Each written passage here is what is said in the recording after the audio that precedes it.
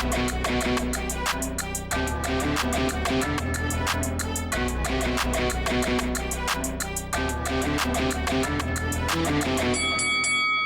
guys, welcome to Boxing Squad for boxing news and views from around the internet. Michael Hunter has announced that he's left Matchroom, and this announcement, it comes as somewhat of a surprise, so that's one of the topics I'll cover in this video. The other is Carlos Takam officially added to the July 9th card. That's instead of Jarrell Miller, who's pulled off the card because of a failed drunks test. But first, Michael Hunter revealing to Sky Sports no longer with Matchroom, saying, "I'm working on a fight in September, but I've parted ways with DAZN and Matchroom.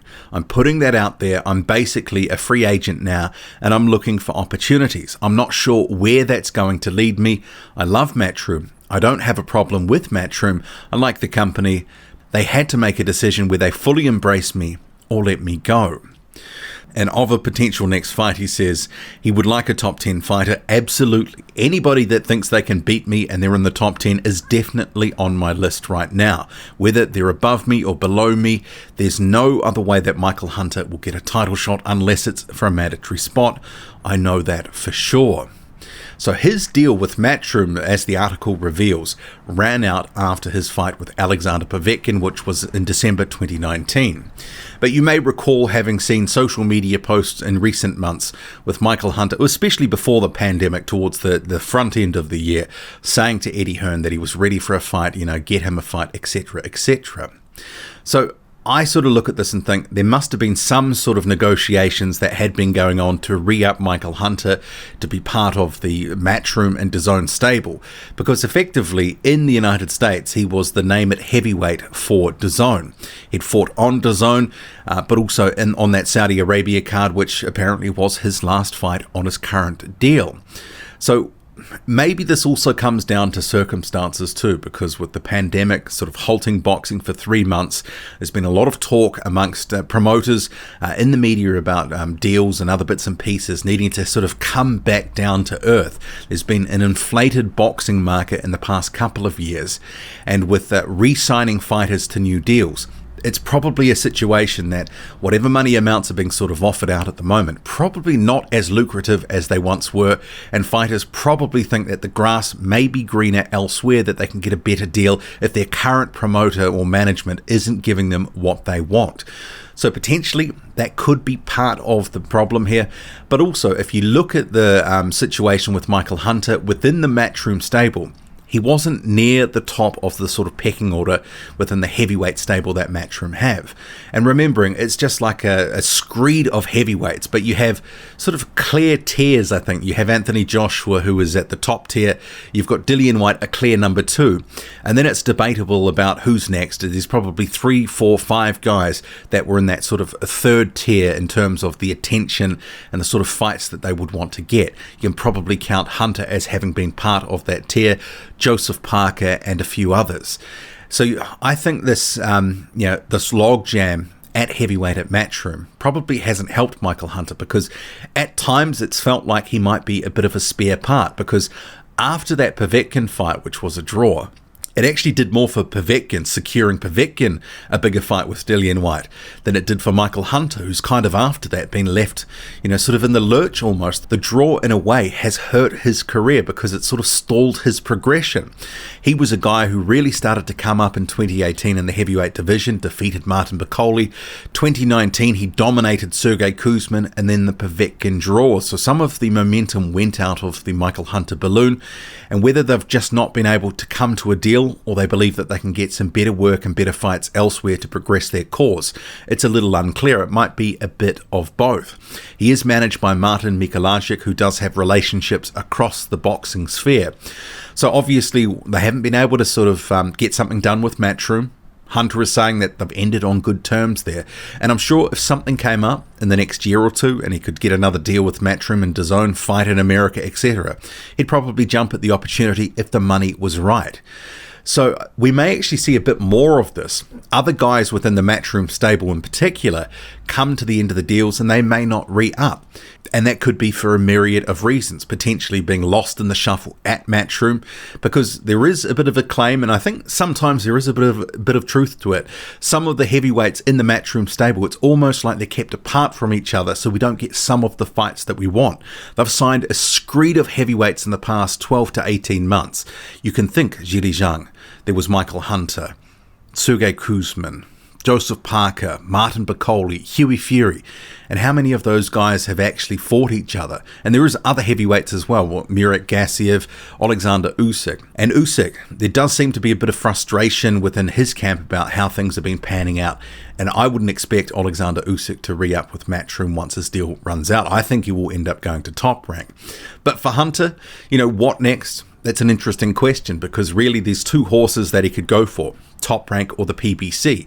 And I understand he's still advised by Al Heyman. So potentially a September fight, maybe he will join the PBC on some sort of deal. 1, 2, 3 fights, it's hard to say. We don't know what the PBC schedule is going to look like for the rest of the year. They haven't announced a whole bunch of cards or anything like that at this point. But for Hunter, new beginnings, and I guess he believes, his only option is to work his way into a mandatory position. And he's probably right, because at the moment he's kind of high risk for low reward. I mean, he's not a guy that you're going to earn millions of dollars against, but he's going to give you a good, honest fight, and you might get beaten. So, he's one of these guys in the heavyweight division. I think Filip Hrgović, he sort of falls into that camp as well. Martin Bakole as well. Both those guys are on Matchroom deals as well. There's just not a lot of guys sort of putting their hand up to fight them. So we'll see what happens with Michael Hunter next. Hopefully he lands in a good fight. I'd hate to see him sort of into some sort of low-level tune-up and struggling to get the good fights that he does deserve. Okay, moving on to Carlos Takam, who has officially now been confirmed as the opponent for Jerry Forrest on July the 9th. That's the ESPN card promoted by Top Rank. So Carlos Takam, he is quoted in a Top Rank press release as saying, "For the past 2 weeks, I didn't think I was fighting since my fight with Oscar Rivas fell through, but I stayed ready. I want to give a great fight to everyone watching on ESPN." His co-promoter Joe DeGuardia of Star Boxing says, "I'm thrilled the ESPN audience will be able to see Carlos Takam on July 9. Takam Forrest is a significant fight in a hot heavyweight division. Carlos is a true pro, and he didn't let the Oscar Rivas pullout affect him.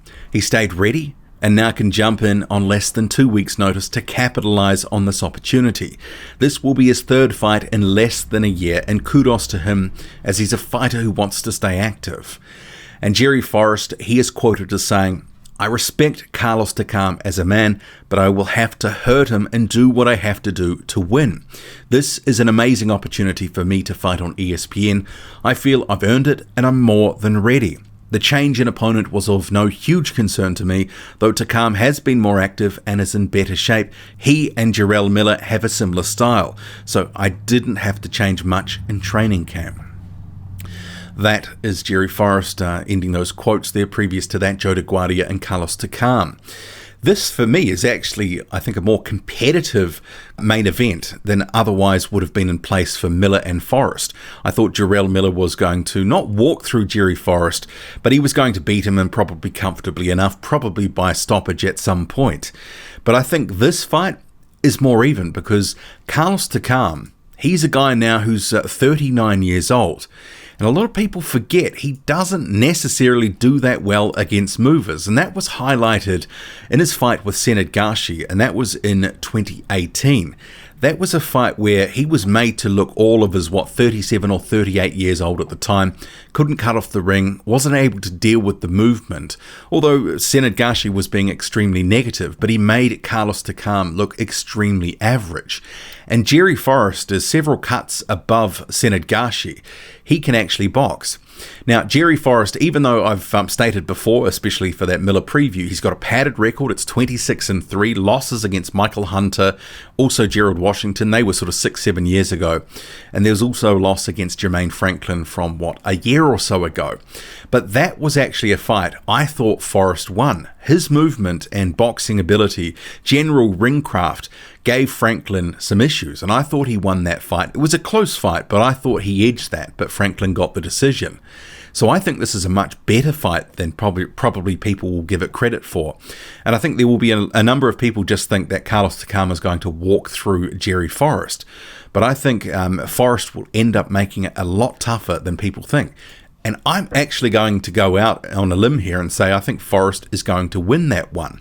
I think his movement, his athleticism is going to be a bit much for Carlos Takam, who can be a bit flat-footed and not be able to cut off the ring, as I mentioned, and against movement doesn't seem to cope that well.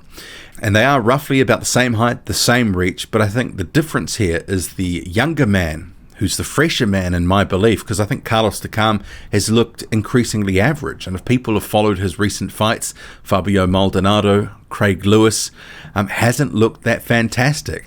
Those guys have taken him the distance in fights that were relatively dreadful overall. Not great exhibitions, but he got the job done. But I think this is going to be a really competitive fight. And I think it's going to be a relatively close fight. But I think Forrest might be able to outpoint him. I think the whole stick and move, and he'll be sort of sniping in and out. I think he's going to actually give Carlos Takam some issues. Carlos Takam will be in shape. There's no doubt about that.